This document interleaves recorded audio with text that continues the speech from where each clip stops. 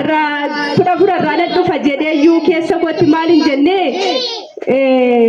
waldaadha naatii kottuu godhuma dhannaati naan jette balettiin kokun innaani yoonatti guyyee garuu uummannu faan jedhenneen uummannu fa garuu yoona danda'ame geessi koon tine tana ta'an jiruun jedhen barumsa tokko immoo jalqabeen jira barumsa kana si lafuma kanarratti waaqayyo natti dubbateeti 2013 lafa kana kanan baree jechaadha karaa nama waaqayyo kana natti dubbateera garuu ani yeroo eege guyyaa eege waaqayyo guyyaa malee waan godhu jechaafi amma kana waggoota amma kana kakuu kana baadhee lafa kanarratti ture karaa nama waaqayyo ammas waggaa shanaffaa kabajannaa waldaa kanaatiif ammas namni waaqayyo kakuu sana lafaa kaasee natti dubbate jechaadha wanta waaqayyo karaa isaanii duraan natti dubbate ammas haaresseetu namni karaa nama sanaatiin natti dubbate jechaadha maaliif ansilayyuu aalanee garraa kana fee kakuu sana akkam baadhee jiru beeka waaqayyo wanta natti dubbate sana ofirratti beeka garuu ekonomii kootiif haala kootiif wanta sanatti seenuu hin dandeenye garuu waaqayyo guyyaa qabaafini guyyaa sana seegee bara 2017 ji'a shanaffaa isaanii kabajannaa waldaa guyyaa waggaa shanaffaa lafa kanarratti konfireensii dhiyaate irratti nama affeeranii karaa nama waaqayyo sana ammas kakuun sun natti dubbatamee jechaadha ammas kakuu sanaani waaqayyo natti dubbateera sila iddoon jiru sun iddoon nagada kootii sun kan keemiti naan jedhee karaa nama waaqayyo natti dubbateera sabateef an jijjiiramuun qaban tarkaanfachuu qaba an biyyi koos iddoon koos kana miti jedheeni kakuu sanarra dhaabadheeni mala kootti eegalee jechaadha waaqayyoof galanni guddaan ta'u waaqayyo wanta na jalqabsiise itti karaan qabdate itti biyya qabdate maaliif kakuu baadhee karaa dhaabadda maaliif iddoo malee taa'ee rakkadha jedheeni imala koo sanatti fufuudhaafi adeemsan jalqabeen qaba kanaaf iyyuu barumsa jalqabe kanarratti tun barumsa guyyaa kamisaa jalqabeen jira guyyaa qidaameeti kan isheen sagantaa hin nannanaan jette gaafa ni akkasuma keessa koo ta'u ganan naqa jedhe laphee koo amansiisu shaamaa bitadhuu dhaqinaan jedha nanimmoo keessa kooti galgala qodaa sassaabnee kaanii isheen hojii galgala ta'e tokko qabdii achi baatee dhufte akkan shaamaa bitadhee waldaa kana dhufuuf hin ayyame keessuma kooti shaamaa bitadhee rafuudha qabdanaan jara keessa koo callu keessa koo na deddeebise haa ta'u jedheeni suuqii dassuutti goree shaamaa lama fudhadhee fudharfanarraa lafa kanan dhufee jechaadha torban sadii ta'a 14 kaleessaadha kan inni qormaata si wasii qoramne darbine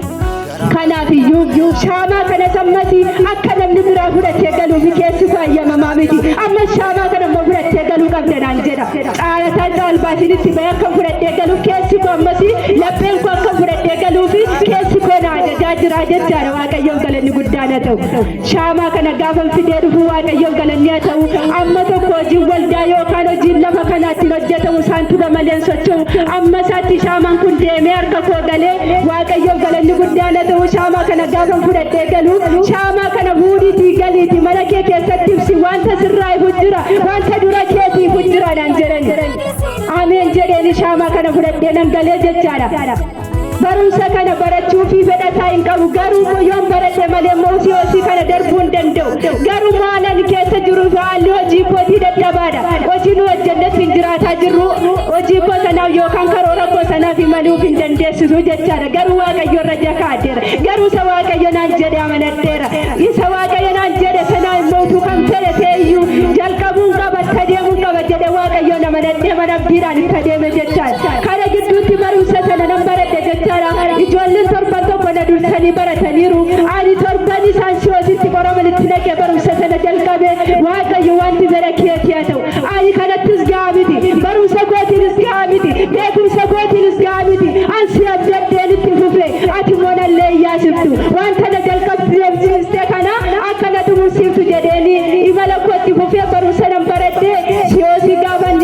siyoositti qophoofnu ijoolleen warrumti na dura torban tokko baratanii inni kan barru harka isaanitti barreesse inni kan dugda harka isaanitti yaadannoo qabata ankanuma keessa taa'an caallumeedhee isaanittan kolfa maa inni sin kanatti iddoo kennitan kunoo finif salphaadha kunoo wanta akkas yoo gaafatan salphaadhaan deebistu kana yoo hojjedhaa jedhan immoo kana kaleessa deemgaddee baranneerran hojjettu jedheeni ijoollee warra raafamaatti adeemanillee nan jajjabeessan ture waaqayyoof galanni guddaan haa ta'u anaan kan na jabeessu anaaf kaniif anaaf ta'u kiristoos achitti jechaadha kanarraa kana beekumsa qabaddees miti hubannaa isaan caalees miti garuu hubannaan koo adeemsi koo kiristoos duwwaadha jechaadha kaayyoo kootiif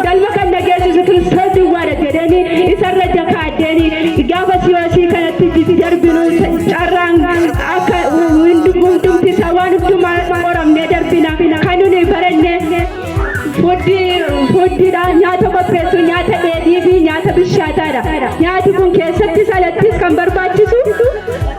ufannaadha yookaan barumsaan barbaachisaa jechaadha. Sartifikeetii qaba waraqati namaaf kennamu jira. Waraqata kana malee immoo siyoosii sanatti adeemamuun hin danda'amu. Wanta baradhu wanta biyya naquuf immoo kana duwwaatu barbaachisa jechaadha. Sartifikeetiin sun akka inni harka ga'u Waaqayyoon nan kadhadhe. Akka inni ittiin qubne akka inni ittiin miidhamne akka inni injifannoodhaan darbuu qaba jedhee Waaqayyoon naaf nan kadhadhe. Waaqayyo sagantaa akkasii guyyaa qidamee galgala kan tajaajiltoota wajjin kadhannoo ammas irra deebi'anii naa kadhatanii kan keetu muramaadhaan aan jedhanii Waaqayyo akkuma jedhu torbeessaatti injifannoodhaan dhalaa gammachiisaadhaan dhalaa furmaataatiin na gammachiisee kuna warra galataa na godhe kuna nama galataa na godhe.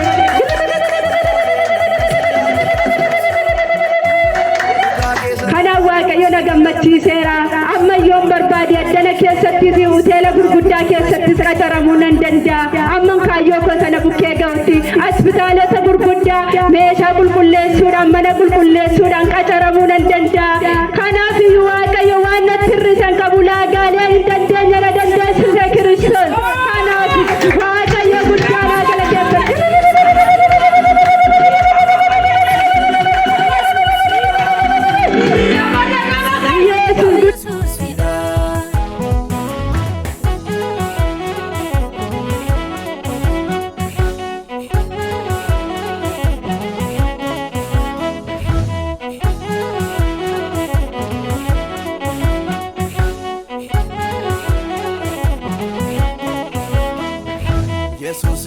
karaan jireenya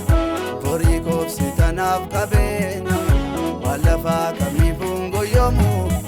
gonfoo koo kanatti argamu yoomu Yesuusi karaan jireenya borii koobsi tanaaf qabeenya